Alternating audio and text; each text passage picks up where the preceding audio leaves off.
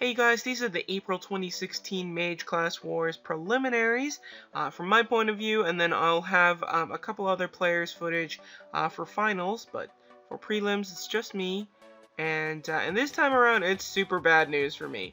My dimensions are really terrible. So when prelims were happening, it was just a couple days after I had gotten back from traveling and I had been gone for a while, so it was really hard to get things set up with dimensions. So I think I might have one or two dimensions here, and they're not complete. I'm pretty sure when I went into this, I was like, oh, I'm going into this without a single complete dimension. So yeah, it's a rough month for that, and I end up, Warlord's Hall goes by BR, and I just miss it. So what we're seeing here, so Wartune 202 is probably still a section that I'm used to seeing, or a server I'm used to seeing, but there are a lot of different faces now. It's sort of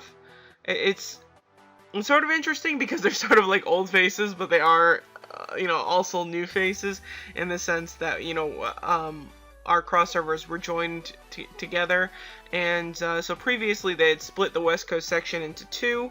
And now they've put them back together. I've also seen some R2 Games servers, which it's been a while since I've seen R2 Games in the mix, or very few servers from R2 Games, maybe none. It's always sort of been Proficient City servers, Kabam, Kong, and then sort of that little collection of other Cram, Armor Games. So it's interesting, it's definitely more competitive. Probably doesn't say great things about the condition of the game currently, that they need to combine those cross servers together. It means there's probably not as many players. A lot of people are very frustrated with some of the updates. So those are things that are happening in the game. But anyway. I'm still sort of plodding along. My tune is definitely not it's slowly becoming less competitive. We've seen that over the past few months.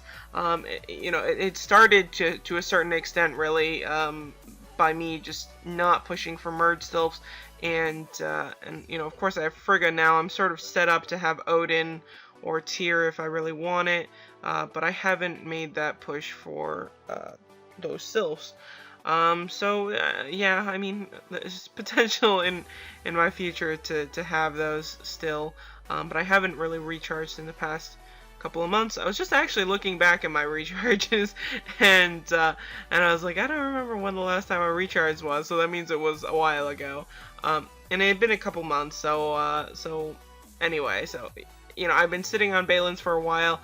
I have about half of what I need for a merge sylph if I wanted to go ahead and do that. And I just haven't made that push. So we'll see. It would be nice not to flop against Asher this badly, but obviously he's been doing quite well for himself. He was sort of the opposite. He had sort of just been plodding along for a while and was always sort of competitive, but not quite enough to take it all or be competitive for first. And then sort of when merge sylphs. No, not right when merge sylphs happened, but as we were getting closer to knighthood, then he was starting to make a push.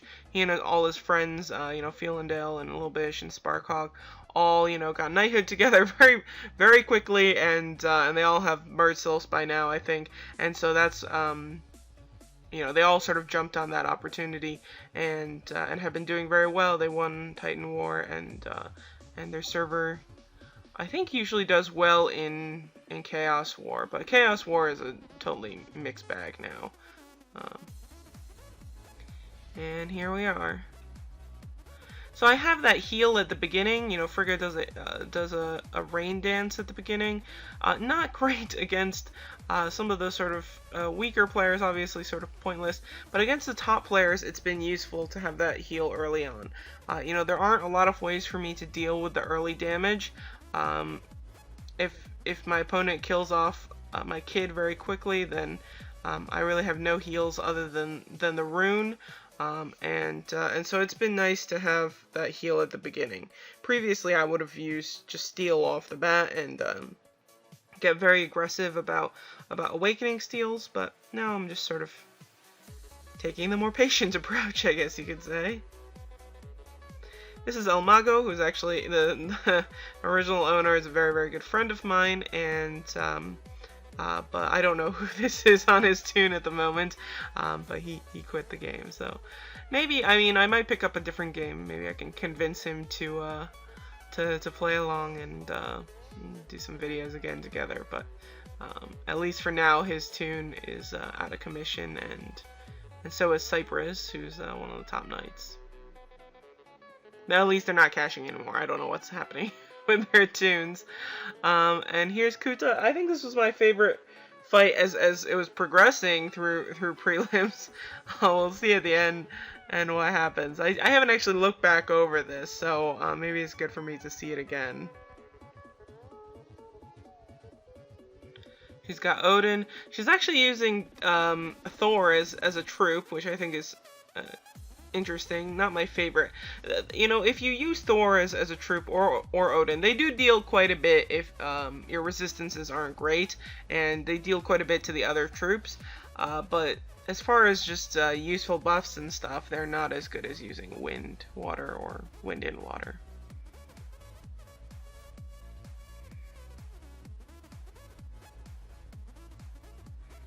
Oh, I forgot to mention, which is the biggest thing. I'm, you know, a little bit of a convert now, but I'm using a Chaos Rune here.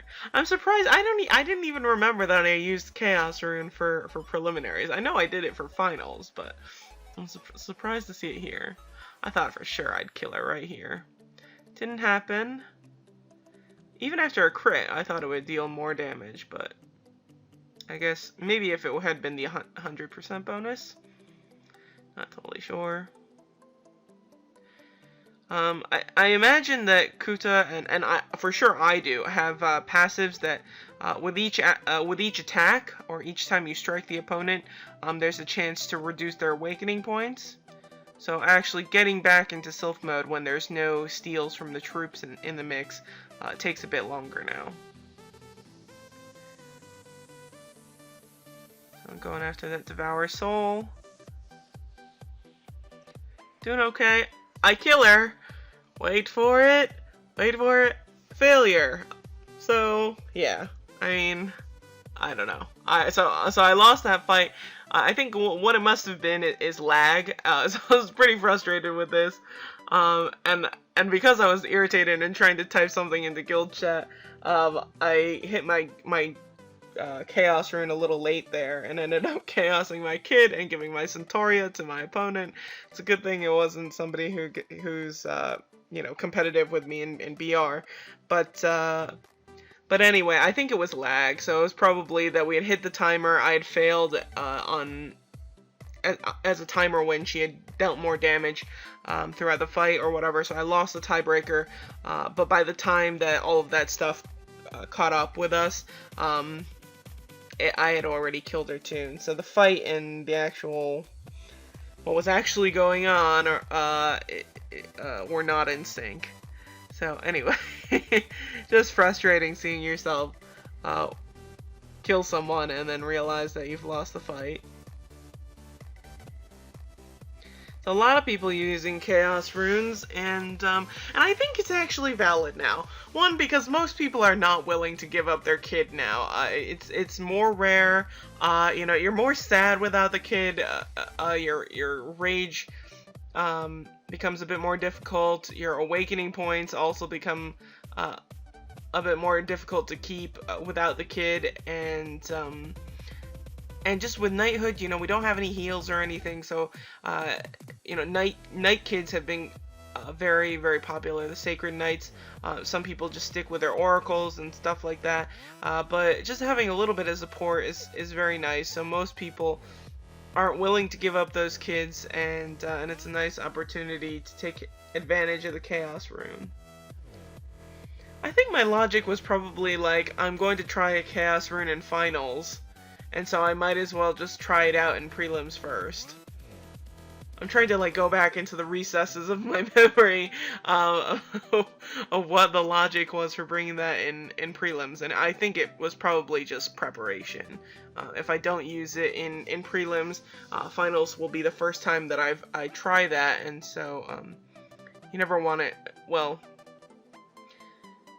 with Class Wars, you're going into finals, and it's not like Class Wars finals is not like anything else in the game, really. So the closest analog is Class Wars Preliminaries, and so you sort of have to figure out what you can in prelims as preparation. Amnesia is also a thought, so that's one option.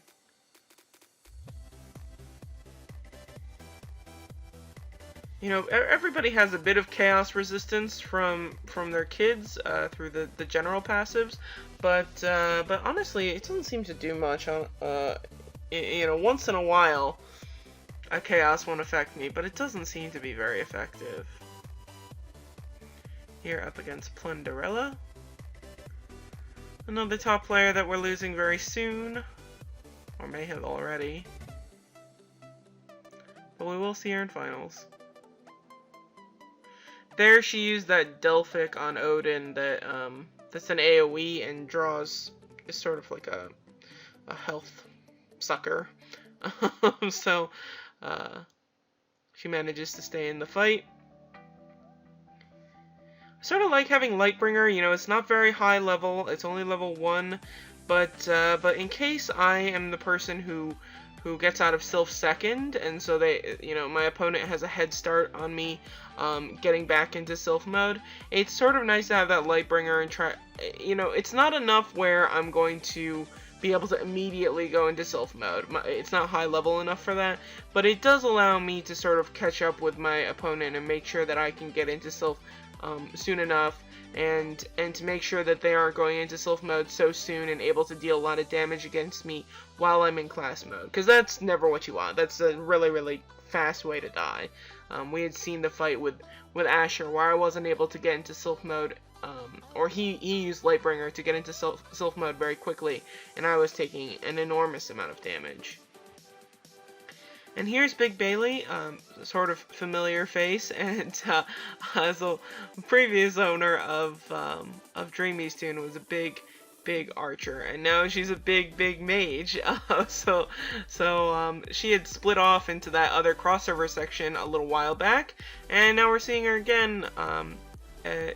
So yeah, on this tune, and I don't think I see her cross server. I'm still not seeing a lot of the other players from the other crossover section in the rankings, or I don't think I see them at all. But we do see them in crossover events. We'll see them in BG. We see them in Class Wars and Titan War and Chaos War. So sort of interesting, but nice to see a familiar face anyway.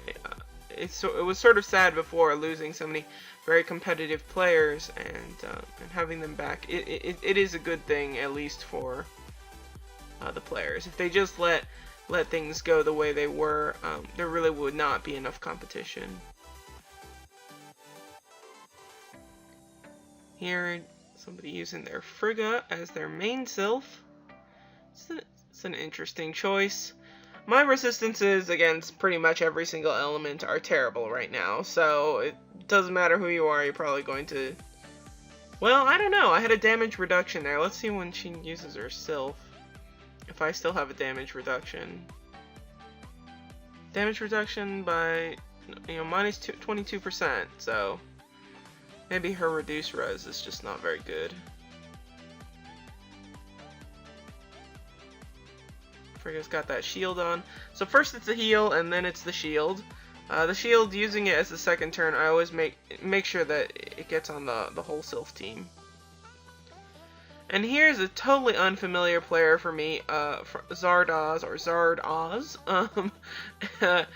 from R2 Games 364. And, I'm so unfamiliar with the R2 Games servers, even though Kabam servers like mine are sub-published from R2 Games. I'm completely unfamiliar with those servers. I've never seen this player before. So I was sort of going into things blind. And I didn't know that he turns out to be the highest BR mage out of the bunch. So very, very strong, and in particular, very, very sturdy. You know, he doesn't seem to hit much harder, or it probably doesn't hit as hard as Asher or some of the other top mages that I'm used to playing. But as far as survival goes, he seems very, very strong. Probably has a ton of HP, quite a bit of MDef, and works on those survival stats well. I wouldn't be surprised at all, just considering how much BR he has, if he has a very, very high HP setup, whatever that entails. Just pushes endurance a lot. So anyway, there it is. So I ended up 17th in prelims. I don't know if that's how I ranked in prelims as well, but at least I was 17th in BR, and so I barely, by one rank, don't make it into Warlord's Hall. So that's just how it's gonna be, and I'll have my finals video out as soon as possible, and then also have a couple of other finals videos from people who contributed footage. So thanks for watching, you guys. Take care and have a very good day.